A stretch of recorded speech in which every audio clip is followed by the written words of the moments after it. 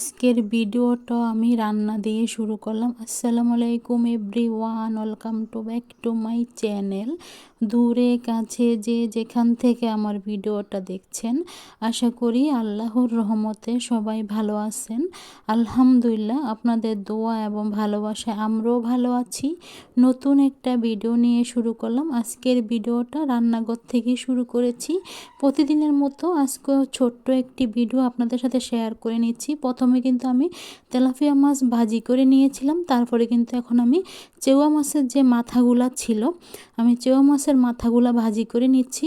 Chewa মাছের মাথাগুলো একটু লাল দেখাচ্ছে, যেহেতু হলুদ মরিচ সাথে কিন্তু লবণ দিয়ে মেখে নেওয়া হয়েছিল, হলুদের সাথে অল্প পরিমাণে মরিচের গুঁড়া দেওয়া হয়েছিল, তার জন্য এখন আমি মাছের মাথাগুলো কড়া করে ভাজি করে নেব। তারপরে কিন্তু আমি আলু দিয়ে দেবো। দেখুন, বাহিরের দিকে ক্যামেরা করে নিচ্ছিলাম, রান্না করছিলাম, আর সাথে কিন্তু বাহিরের দিকে ক্যামেরা করে নিচ্ছিলাম, জানলা দিয়ে রান্নাঘর থেকেই ক্যামেরা করে নিচ্ছিলাম। দেখুন, আমি না তখন ক্যামেরা করতে ভুলে গিয়েছিলাম। চেও মাছের মাথাগুলো কড়া করে ভাজি করে নিয়েছি। ভাজি করার পরে যে আলুগুলা কেটে রাখা হয়েছিল, অফ ক্যামেরায় কিন্তু আলু কাটা হয়েছিল চিকুন করে, একবারে বেশি চিকুন না, একটু মিডিয়ামভাবে কাটা হয়েছিল। আলুগুলা দিয়েছি, সাথে কিন্তু টমেটো দিয়েছি, আর সাথে কাঁচামরিচ দিয়েছি। এভাবে না মাছের মাথা দিয়ে আলু ভাজি করলে খেতে কিন্তু অনেকটাই ভালো লাগে, তবে টমেটোটা বেশি দিলে কিন্তু বেশি মজা লাগে, তার জন্য বললাম। আমি কিন্তু টমেটোটা দিয়েছি বেশি করে, তার জন্য বললাম, যেহেতু খাওয়ার পরে বয়সটা দিচ্ছি, তার জন্য বলতে পারলাম।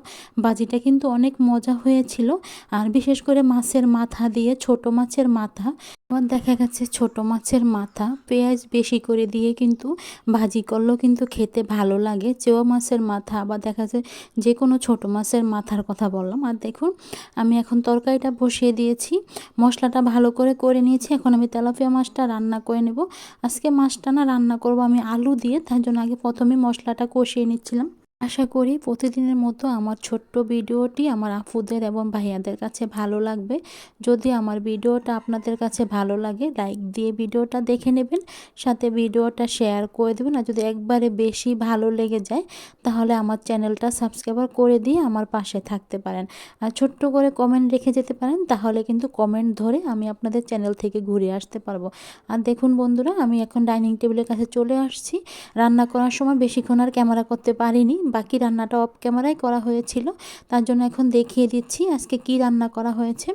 তেলাপিয়া মাছ দিয়ে, আলু দিয়ে, সাথে টমেটো দিয়ে রান্না করা হয়েছে, আর সাথে কিন্তু মাছের মাথা দিয়ে কিন্তু আলু ভাজি করা হয়েছে।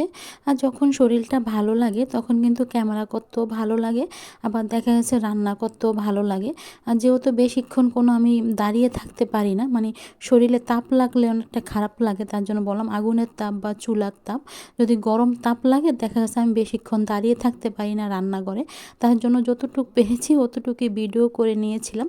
আর বাকি রান্নাটা অফ ক্যামেরায় করা হয়েছিল, যেহেতু আমার আম্মা রান্না করে নিয়েছে, তখন আর কিন্তু আমি ক্যামেরাটা করিনি। আর দেখুন বাজিটা দেখলেও বুঝতে পারবেন বাজিটার কালারটা কত সুন্দর এসেছে। আমার কথায় যদি কোনো ভুল ত্রুটি হয়ে থাকে, প্লিজ আপনারা ক্ষমা সুন্দর দৃষ্টিতে দেখবেন, যেহেতু এখন আমি ভিডিওতে ভয়েসটা দিচ্ছি, কথা রেকর্ডিং করতে অনেকটাই কষ্ট হয়ে যাচ্ছিল, কথা ভুল বলে ফেলছি, তার জন্য বললাম প্লিজ আপনারা ক্ষমা সুন্দর দৃষ্টিতে দেখবেন। আর দেখুন, আজকে আমাদের সন্ধ্যায় ইফতারির জন্য আলুর চপ তৈরি করা হয়েছে। আমরা তো আলুর চপ বলি, বিভিন্ন জায়গায় বিভিন্ন নাম থাকতে পারে, কোনো জায়গায় আলুর দম বলা হয়, ঝাল কম দিয়ে তৈরি